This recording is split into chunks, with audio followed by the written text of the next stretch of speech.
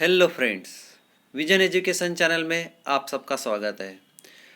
आज हम देख रहे हैं angular simple harmonic motion and its differential equation. Angular SHM and its differential equation. Angular SHM देखेंगे और उसका डिफरेंशियल इक्वेशन देखेंगे। तो देखो, आप फिगर देख रहे हो, यहाँ फिगर दिख रहा है, स्ट्रिंग दिख रही है, उसको रिजिड सपोर्ट से हैंग किया हुआ है और वहाँ पे एक डिस्क दिख रही है और ये जो ये रहेगा उसको मेटेलिक डिस्क कहेंगे। तो फिगर है टॉर्शनल ऑसिलेशन की, एंगुलर ऑसिलेशन या फिर टॉर्शनल ऑसिलेशन। तो figure show metallic disc attach centrally to a thin wire. Figure show metallic disc attach centrally to a thin wire, perfectly nylon और metallic wire. एक तो वो nylon का रहेगा वायर या फिर मेटेलिक वायर रहेगा। तो फिगर क्या शो कर रहा है? फिगर शो कर रहा है metallic disc attached centrally to a thin wire hanging from a rigid support. देख रहे हो आप, ये जो डिस्क है वह हैंग है रिजिड सपोर्ट से। ये देख रहे हैं आप, रिजिड सपोर्ट है, रिजिड सपोर्ट से हैंग है, ये डिस्क है। और यहाँ पे ये दिया है रिजिड सपोर्ट, ये रिजिड सपोर्ट है। तो हैंगिंग सेंट्रली, तो figure show metallic disc attach centrally to thin wire, perfectly nylon or metallic wire, the hanging from a rigid support. So if the disc is slightly twisted about the axis, if the disc is slightly twisted, disc क्या होंगे? slightly twist होंगी about the axis along the wire and released. तो it perform rotational motion partly in clockwise and partly anti clockwise or opposite sense. ये देख रहे हो आप figure, यहाँ पे हम थोड़ा जिसको मूव करेंगे, एक तो पार्टली क्लॉकवाइज होगा और पार्टली एंटी क्लॉकवाइज होगा। तो कैसा? If the disc is slightly twisted, disc को हम क्या करेंगे? स्लाइटली ट्विस्ट करेंगे। तो about the axis along the wire and release the it perform rotational motion partly in clockwise and anti-clockwise or opposite sense. The such oscillation are called angular oscillation or torsional oscillation. इस type के oscillation को कहते हैं angular oscillation और torsional oscillation. तो क्या था? Figure show कर रहा है मेटेलिक डिस्क, वो रिजिड सपोर्ट से है, अटैच है, हैंग है, हैंगिंग है। तो figure show metallic disc attach centrally to a thin wire, perfectly nylon और metallic wire hanging from rigid support. If the disc is slightly twisted about the axis along the wire and released, the it perform rotational motion partly in clockwise and anti-clockwise or opposite sense. The such oscillation are called angular oscillation or torsional oscillation. तो यही oscillation को क्या कहेंगे? angular oscillation और torsional oscillation. तो this motion is governed by restoring torque in the wire. This motion is governed by restoring torque in the wire, which is always opposite to the angular displacement. ये motion कैसा होगा? This motion is governed by restoring torque in the wire, which is always opposite to the angular displacement. So if its magnitude happens to be proportional to the corresponding angular displacement, if its magnitude happens to be proportional to the corresponding angular displacement, so we can call the motion to be angular SHM or angular simple harmonic motion. If its magnitude happens to be proportional to the corresponding angular displacement, so we can call the motion to be angular simple harmonic motion. तो कब बोलेंगे इसको? जब magnitude proportional रहेगा corresponding to angular displacement, तो we can call the motion to be angular simple harmonic motion. तो thus for the angular simpler harmonic motion और SHM, thus for the angular SHM of a body, the restoring torque acting upon it, the restoring torque acting upon it for angular displacement theta, theta को हम angular displacement से denote करते हैं, theta से denote करते हैं angular displacement को। तो इज प्रोपोर्शनल रहेगा। कौन सा प्रोपोर्शनल? Directly proportional. तो torque is proportional to minus theta, torque is proportional to minus theta. तो torque equals to minus C theta, opposite रहा है तो इसलिए यहाँ पे नेगेटिव साइन किए, तो torque proportional to minus theta, torque is directly proportional to minus theta, तो torque is directly proportional to the angular displacement, तो torque directly proportional minus theta और torque equals to minus C theta. This is the equation 1, इसको हम equation 1 कह सकते हैं। The constant of proportionality C is the restoring torque. The constant of proportionality C is the restoring torque per unit angular displacement. The constant of proportionality C is the restoring torque per unit angular displacement. If I is the moment of inertia of the body, if I is the moment of inertia of the body, the torque acting on the body is given by tau equals to I alpha. Torque acting on the body is given by tau equals to I alpha. क्या कहेंगे, torque equals to I alpha, ये equation जो है torque equals to I into alpha. I क्या है, moment of inertia, और alpha है angular acceleration, angular acceleration. तो where alpha is the angular acceleration, तो using this equation I alpha equals to minus C theta, I alpha equals to minus C theta.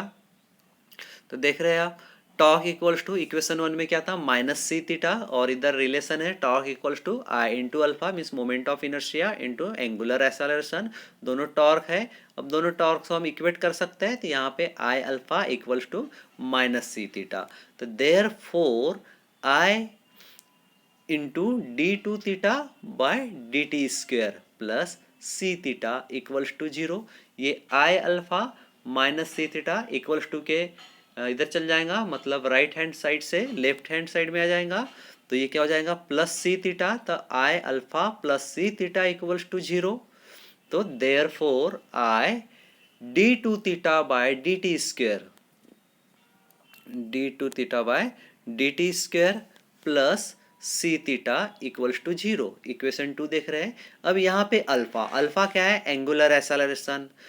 तो angular acceleration क्या होता है, the rate of change of velocity with respect to time, मतलब double differentiate, तो क्या हो जाएगा, जैसे वेलोसिटी का होता है the rate of change of displacement per unit time, और एक्सेलरेशन का the rate of change of velocity per unit time, तो ये क्या हो जाएगा, डिस्प्लेसमेंट को हम डबल डिफरेंशिएट करेंगे, तो D two theta by D T square, D two theta by D T square, तो ये हो जाएगा therefore I D two theta by D T square plus C theta equals to 0।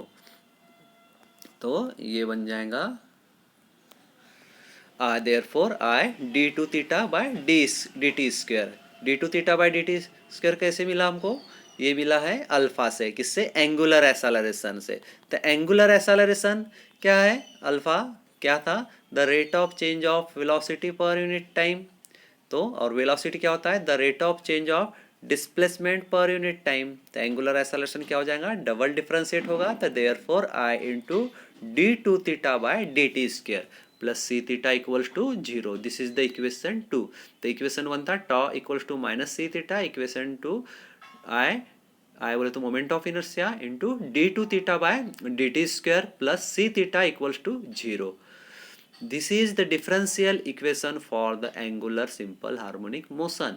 क्या है differential equation simple harmonic motion का, angular simple harmonic motion का, I D two theta by D T square plus C theta equals to 0। तो alpha equals to D two theta by D T square, यह पता है अपने को angular acceleration क्या है, alpha equals to D two theta by D T square equals to minus C theta upon I. अब यही इक्वेशन में ये सी थीटा चल जाएगा राइट हैंड साइड में, इक्वल्स टू के ये साइड में आ जाएगा, तो ये हो जाएगा माइनस सी थीटा, और आई चल जाएगा डिनोमिनेटर में, तो देयरफॉर क्या हो जाएगा, alpha equals to D two theta by D T square equals to minus c theta upon I. Since C and I क्या है are constant, the angular acceleration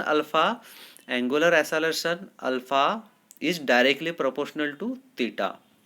Angular acceleration alpha is directly proportional to theta and its direction is opposite to that of the angular displacement, and its direction is opposite to that of the angular displacement. Hence this oscillatory motion is called angular simple harmonic motion. क्या है, सी and I क्या रहेगा, constant रहेगा. The angular acceleration alpha is directly proportional to theta. जो angular acceleration alpha है वो directly proportional रहेगा theta से, एंगुलर डिस्प्लेसमेंट से.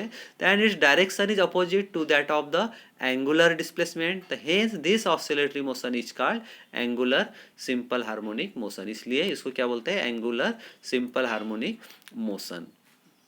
The angular simple harmonic motion is defined as the oscillatory motion of a body in which the torque for angular acceleration is directly proportional to the angular displacement and its direction is opposite to that of the angular displacement.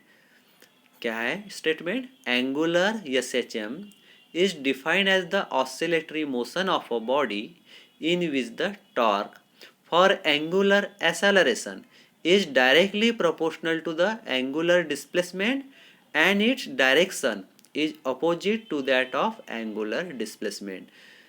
So the time period t of angular SHM is given by t equals to 2 pi by omega. क्या रहेगा, t equals to 2 pi by omega. क्या था statement, angular SHM बोले तो angular simple harmonic motion is defined as the oscillatory motion of a body in which the torque for angular acceleration is directly proportional to the angular displacement and its direction is opposite to that of angular displacement. The time period t of angular SHM is given by t equals to 2 pi by omega. और omega क्या होता है, angular acceleration per unit angular displacement. क्या होता है omega, angular acceleration per unit angular displacement. तो ये क्या हो जाएगा, there equals to 2 pi upon under root angular acceleration per unit angular displacement. ये क्या है, angular simple harmonic motion. Angular simple harmonic motion, angular SHM is defined as the oscillatory motion of a body in which the torque for angular acceleration is directly proportional to the angular displacement and its direction is opposite to that of angular displacement. The time period t of angular SHM is given by t equals to 2 pi by omega. और omega होता है under root angular acceleration per unit angular displacement. Therefore t equals to 2 pi upon under root angular acceleration per unit angular displacement. तो यही है angular simple harmonic motion and its differential equation. Angular simple harmonic motion and its differential equation. तो आज के लिए इतना ही दोस्तों. ये रहेगा angular SHM and its differential equation. इसके आगे का भी टॉपिक हम देखेंगे. तो आज इतना ही. आप लोगों का बहुत बहुत धन्यवाद. Thanks for watching.